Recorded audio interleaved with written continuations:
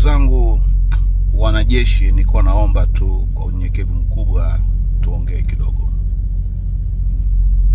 Oktoba 29 tumepanga kama Watanzania kuandamana. Na sababu za kuandamana mnazifahamu vizuri. Watanzania wamezungumza kwa muda mrefu. Lakini baada ya kuwa wamezungumza na kuweka sababu zao hadharani, tumeanza kusikia vitisho kutoka kwenye jeshi la polisi. Watanzania tunataka kuandamana kwa sababu tunadhani mchakato mzima wa uchaguzi haujakaa vizuri. Na kwa hiyo tunaandamana kuidai serikali yetu ibadilishe huo mchakato ili ukae vizuri, ili kwamba Watanzania wanaochaguliwa katika nafasi mbalimbali wawe ni wale ambao sisi raia tumetaka wawe katika nafasi hizo. Polisi wanasema tukiandamana kwa sababu hiyo watatuvunja miguu kwa kutupiga risasi.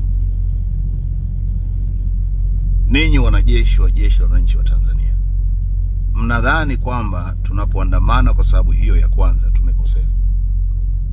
Na je, polisi kutupiga risasi, mtaruhusu tupigwe risasi wakati ninyi mpo?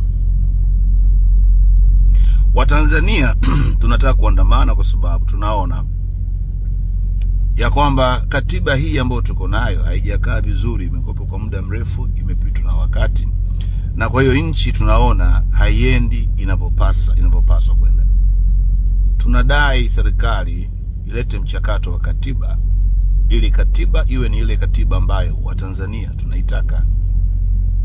Tunataka tuandamane kwa sababu ya kushinikiza hilo. Je, polisi wanaposema watatupiga risasi kwa sababu tunaandamana kwa sababu hiyo, ninyi wanajeshi mnaona ni sawa? Mtaruhusu mapolisi hawa watupige marisasi na kutuvunja miguu na pengine hata kutuua kwa sababu tunaandamana kudai hayo mambo?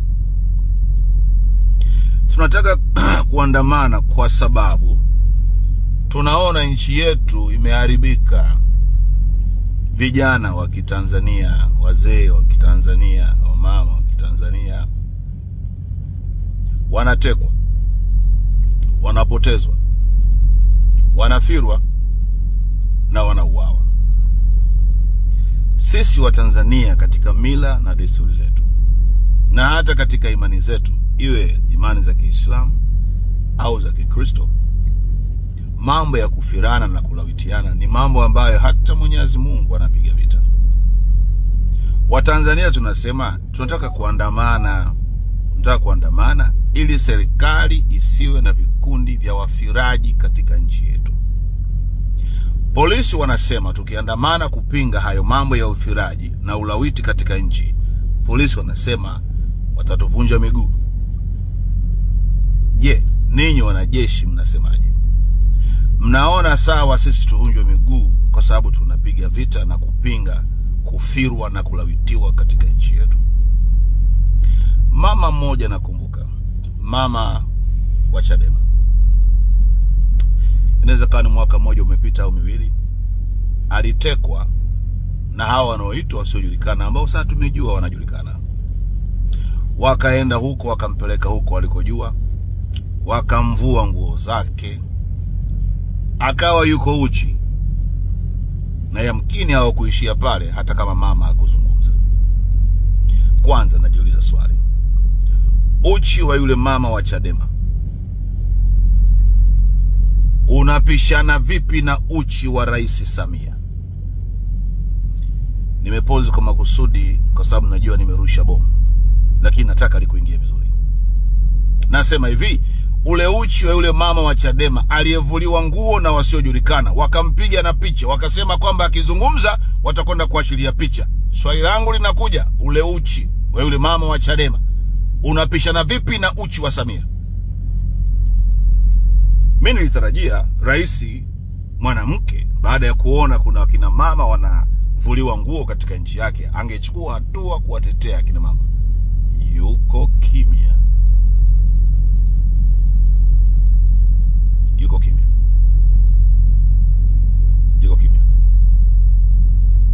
Watu wanafirwa. Na sisi tunasema hatutaki watu wafirwe. Polisi wanasema watatuvunja miguu. Ndugu zangu wanajeshi, mtaruhusu tuvunjwe miguu kwa sababu tunapiga vita kufirwa katika nchi yetu? Mtaruhusu?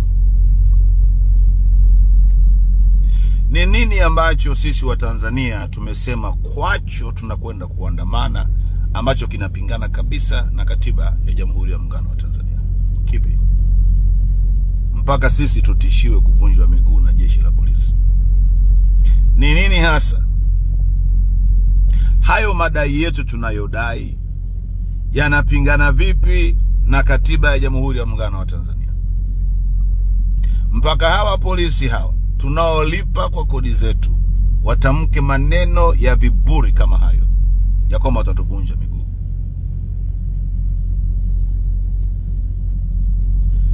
Ndugu zangu wanajeshi, sisi hatuna uwezo ule kwa sababu hatuna silaha mlizonazo.